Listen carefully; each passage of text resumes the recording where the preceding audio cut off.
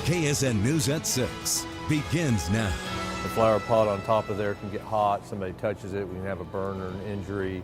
If the power goes out, you'll want to find an alternate source of heat, but officials are warning you to be careful what you choose. Good evening, everyone. I'm Darren Dito. And I'm Stephanie Bergman. We are just hours away from a dangerous winter storm hitting our state, but some areas are already seeing some ice. Today, Governor Brownback held a press conference to talk about preparations. He says 178,000 National Guardsmen have been activated, and KDOT has 1,300 workers across the state trying to keep the roads safe. But officials say if you don't have to get out, don't.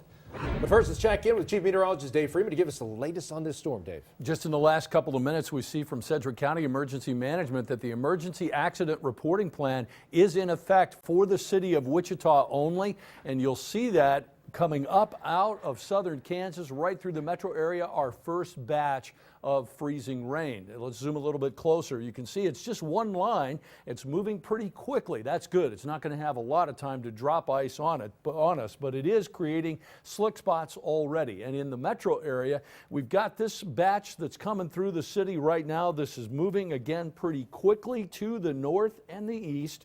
So it is going to be enough to particularly coat bridges and elevated roadways. So again, be cautious. The first round of slick spots is here. Now, I also want to mention that we've got another one coming. There's another batch out, Harper, stretching up to the far southwest corner of Sedgwick County. That's going to come over the city as well. So again, you're just going to have to be careful here with this first round. It does stretch, by the way, into Butler County and over into Elk, Chautauqua, and Greenwood counties as well, from El Dorado and the Turnpike south and east. So the Turnpike is going to be getting a little bit slick from Andover all the way up toward Cassoday. And in the meantime, we've got, again, the freezing rain from Howard up toward Eureka in the far western part of our viewing area. Now let's take an overall look at where we are headed for this weekend. It still looks like everybody that you see here in pink is going to get some freezing rain, and that obviously includes Wichita right now. But there is an area I'm more concerned about, and that's going to be from southwest into north central Kansas. I think we're looking at Garden City, Dodge City, Hayes, Great Bend, Russell, Ellsworth, Salina. We could see a half inch or more of accumulated ice Saturday night into Sunday, and that could be devastating. Also in the northwest, the ice will change to snow, and maybe a lot of snow, 4 to 8 inches, not out of the question, so travel could be difficult there all the way into Monday. I'll continue to track this storm and be back with you with more information in a couple of minutes. Okay, keep us posted. Thank you, Dave. If you haven't already, now is the time to download our Storm Tracker 3 Everywhere app. The app will let you receive custom alerts letting you know what you should expect out your front door. It is free to download on Apple and Android devices.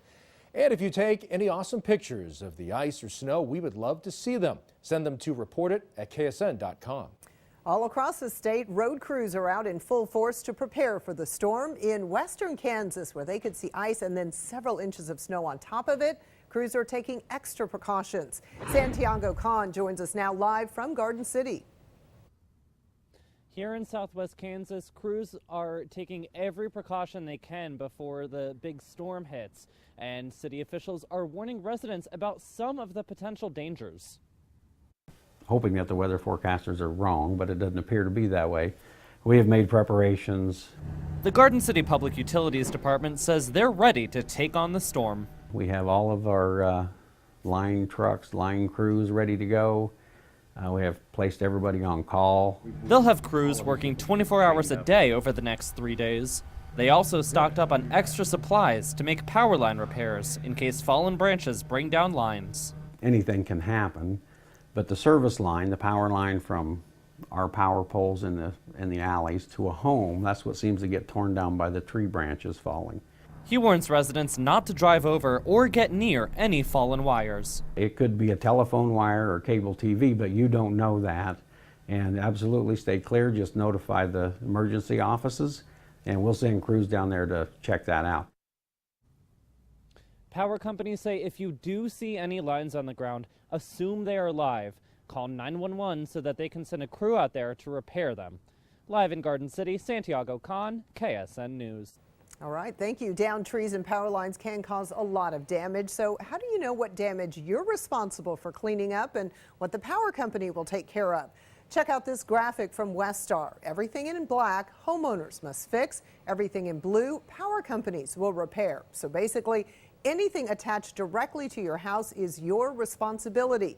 If the meter has been damaged or pulled away from your home, you must call a licensed electrician to reattach it before Westar will then restore your power. With the potential of those power lines going down, people may be looking for alternative ways to heat their homes and keep them lit. But the Wichita Fire Department warns not all alternative heating sources are safe. KSN's John Acebas is live from Fire Station 1. John, what did you find out for us?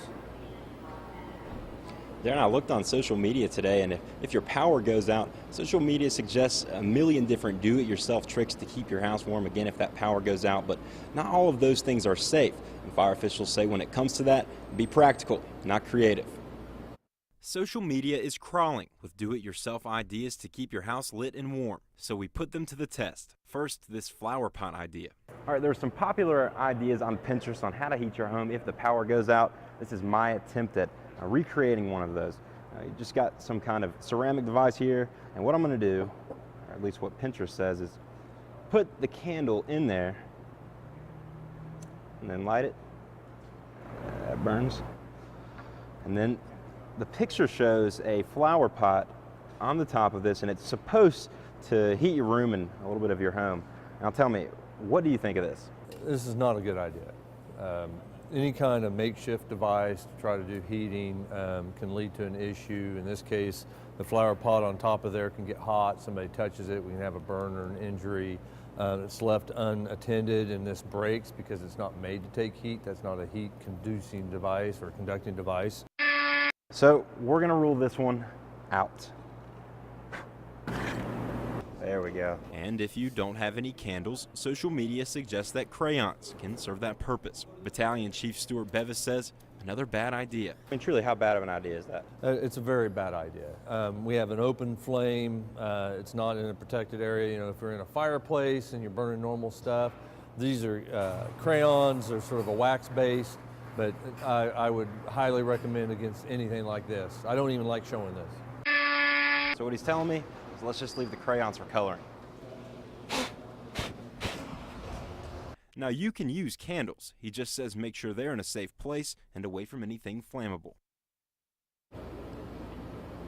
Well, the best thing you can do really is just stay prepared ahead of time. Make sure you get your candles, your blankets, gas stocked up for your generator again ahead of time. But when it comes to oven tops and ovens, that's also a fire safety hazard. Darren, basically what it comes down to is if it's not meant to heat your home, don't use it to heat your home.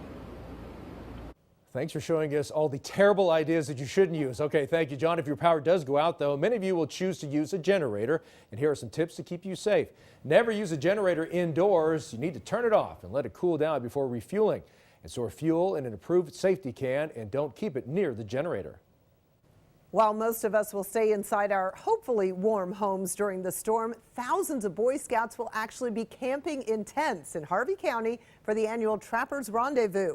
As KSN's Avery Anderson found out, the ice is not putting a freeze on their fun.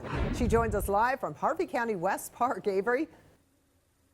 Stephanie, this frigid weather and ice is not going to rain on the parade for the Boy Scouts here this weekend. I know it's dark outside, but I'm going to step out of the way real quick and show you that there are now hundreds of tents out here at the park as campers are preparing for the weather to take a turn for the worse this weekend. Every January, thousands of Boy Scouts come from all over the nation and even foreign countries and gather in the park for the weekend. I spoke to the Harvey County Parks Department director, and he tells me with the ice predicted to be up to ½ an inch, they do have a backup plan if things get bad. The number one worry is the fact that this area is heavily wooded. They want to make sure it's safe for these campers and limbs don't start snapping. I will pull the plug and send people home if it looks like we need to evacuate and get people on their way so they can make it to their homes safely. Miller said if the people do have to leave early, but they do get stuck out on the roads, they will be able to be sheltered in local schools and churches. Reporting live in Harvey County, Avery Anderson, KSN News. All right, thanks, Avery. I actually did that camp out with my son when he was a Boy Scout. Froze my tail off. And it probably wasn't an ice storm, though, was it? No, it was just cold. Wow. Okay, so the Boy Scouts are going to brave the elements, but I understand the Chiefs game has actually changed because of the weather. Yeah, that's right, guys. I'm sure many members of Chiefs Kingdom have heard by now, but because of all those looming ice threats up in Kansas City, the game pushed back to 7:20 p.m. It'll still be right here on KSN, but the NFL deciding it was the right thing to do to clear up those roads up near Arrowhead Stadium. The Chiefs, Steelers, state and local authorities both getting in on the action and making sure that they moved it back to make it safer for everyone to get to the game. Right. But yeah, I mean, we'll still be there. It'll be a chilly night, but of course, KSN will have complete coverage of how it all goes down. All right. And you're going to be there, right? I will. All right. Thanks, Elliot. Another event has been affected by the winter weather. The Red Hot Chili Peppers concert that was scheduled for Sunday night at Intrust Bank Arena, that has been postponed until Monday.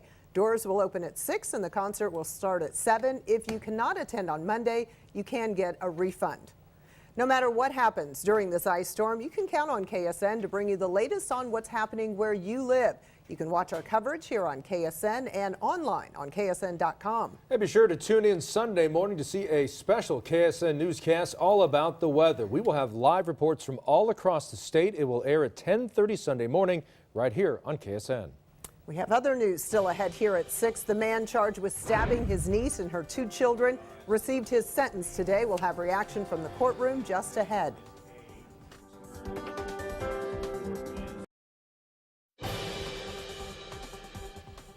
Too busy to watch KSN? Now you can listen to the news. You can hear us on the radio. We broadcast on KWLS 107.9 every Monday through Friday.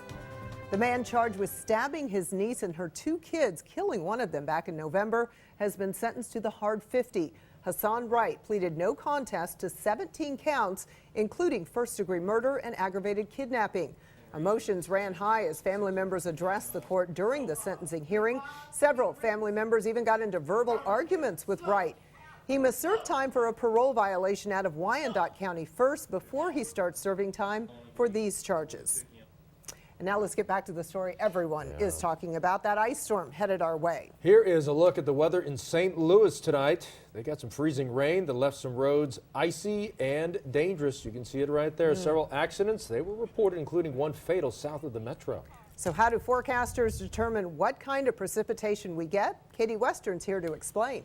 So one of the hardest things about determining this weekend forecast is figuring out what type of wintry weather we'll see. If it stayed below freezing the whole time from when that ice droplet fell from the cloud to the ground, that's when it would stay just as snow. So that's what you'd see if it stayed below freezing. But we're going to see this layer of warm air, which means we're going to see it melting briefly. So if it melted a little bit and then refroze, that's when you see sleet. What we're really dealing with is a bigger layer of warm air that's going to allow it to fall as rain just before it reaches the ground. That's when it drops below that 32-degree Fahrenheit mark, freezes on contact, but just a degree or 2 makes a difference. If we stay slightly above freezing at times, then it could stay in that layer of warm air and just fall as rain. But we're going to see all of this here throughout the weekend. Dave will time that out for you in Stormcast coming up. Interesting how Good a slight lesson, variation can make such a big difference in what we get. Exactly. Yes. As Katie mentioned, Dave is very busy tracking the threat for ice as it heads for Kansas. He's also watching for snow too, where some parts of the viewing area could get several inches. Stay close. Dave is back with his full forecast next.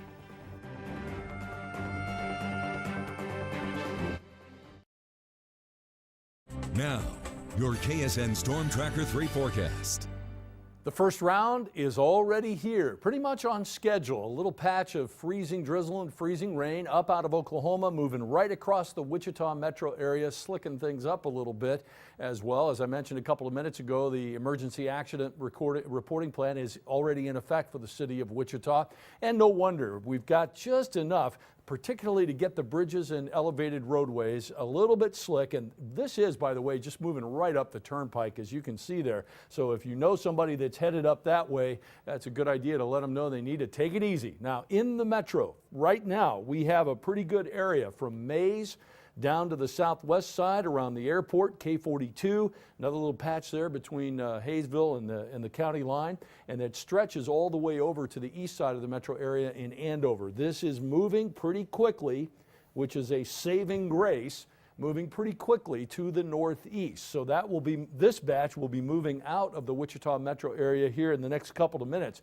Problem is, we got another patch coming. Look down here from Harper into southeast Kingman County, southwest part of Sedgwick County, around Clearwater and Cheney. This is moving right toward the Wichita metro, so we're going to get another little patch before this is done. Now, the other side of this, remember, this is moving to the northeast, so this is literally going to be paralleling the turnpike right up toward Cassaday, Matfield, Green service area. So that's going to be providing some slick spots on the turnpike here for the next little while. It also extends all the way over from Howard up to Eureka in Greenwood County and even a little bit further to the north. Now let's go to our Stormcast computer simulation of the atmosphere and show you hour by hour how things are going to play out here as we go through the next couple of days. So first of all, we haven't seen the west light up yet, but I think overnight tonight it'll be patchy. At times we'll get some, and at times we will be dry. So tomorrow morning, 8 o'clock, it basically still is kind of hugging the Kansas-Oklahoma line. Through the day tomorrow, it slowly works its way north, not having a ton of success getting up into central Kansas, but that's going to change. By 5 o'clock, I think we'll start to see some freezing rain moving up into central Kansas. And then as we go through tomorrow night, just watch this area right here. That's now Sunday morning. We're going to keep it going. Just watch this right here. See how it just stays covered by moderate to heavy freezing rain all the way through Sunday afternoon. Then as we switch to our long range, you can see we get a little bit more, and it starts to turn over to snow in the west. Wichita tonight, we already have some freezing rain. Light tonight, but watch bridges and overpasses particularly tonight. Tomorrow, same thing, kind of light, but watch bridges and overpasses particularly, and then it'll increase tomorrow, of course, late day on into tomorrow night. Again, very light tonight, not expected to be huge. Tomorrow, things will increase from the south to the north through the day and on into the second half of the weekend. Still going to give you a yellow flag for both Saturday and Sunday for Wichita for ice. I think generally speaking, Wichita's worst period will likely be from tomorrow late day or evening through about mid-morning on Sunday. Then we get up to 40 Sunday afternoon. North central Kansas, pretty light tomorrow, but tomorrow night into Sunday, it could get very bad in the western part of that area. As I talked about earlier, Salina could get up to 36 by the end of the day, though, and then it could change to snow. As we look at the southwest, again, light stuff tomorrow really gets going tomorrow night into Sunday. Some parts here could be very bad with ice, and then it could change to snow for you as well. And in the northwest, light tomorrow, but then we have the possibility of that ice changing eventually to snow. And again, some parts of this area, the ice could be heavy and then the snow could be heavy. So this could be a tough weekend there. But all of us are going to get something. I mean, you can't escape this at all. That's right. I think that's an important point. When I say it's going to be light tomorrow, don't take that too lightly. No, don't let your guard down. Everybody's going to get some. Yeah. Okay. All right, well, Dave has been very popular on Facebook lately, giving live Facebook chats when he gets the very latest information. So you want to join him on the KSN Facebook page tonight at 8 o'clock. That's right. The KSN weather team will continue with updates throughout the weekend here on KSN, KSN.com, and on KSN's Facebook page. Got their work cut out for them. Elliot's going to join us with sports right after this.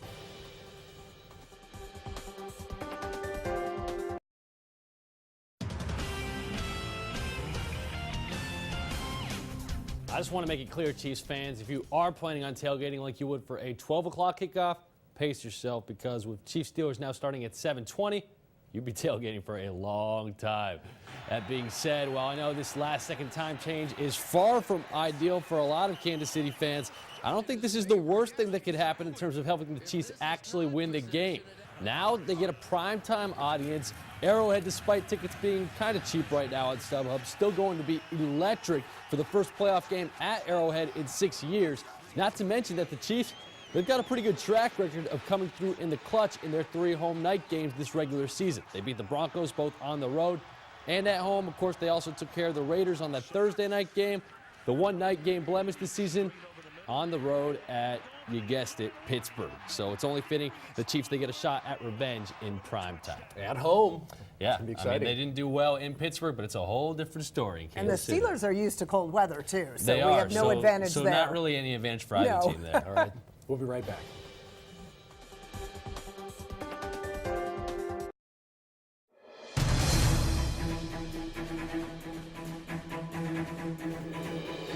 Of course, we'll be back at 10 with an update, but if you would like a little bit more informal briefing, join me over on Facebook Live at 8 o'clock. And don't forget your app, your KSN Storm Tracker 3 Everywhere app. Stay connected and protected. Absolutely. It's always changing, right? We'll see you at 10. Wheel of Fortune is next.